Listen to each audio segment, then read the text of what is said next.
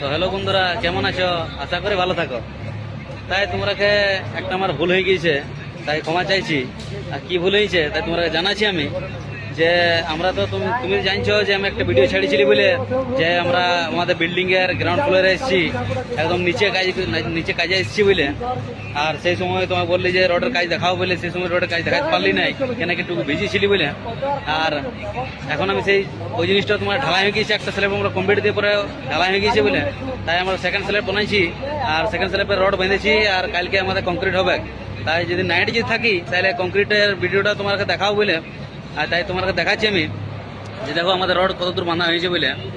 আর পেছনে দিয়ে দেখতে পাচ্ছ বন্ধুরা, যারা ভোজ খেতে বসছে, যে সেম টু সেম ভিডিওতে যেমন ছিল যে সেই ভিডিওতে ভোজ খেতে বসছিল, তাই এরা দেখো যখন ভোজ খেতে বসছে, তাই এরা ভোজ খেয়েছে নাকি খেয়ে এরা তার বাঁধছে, রড গেলা বাঁধনি করছে। কেন কি রড না বাঁধলে তোমার স্ল্যাব ঢালাই ভালো করে হবে নাই।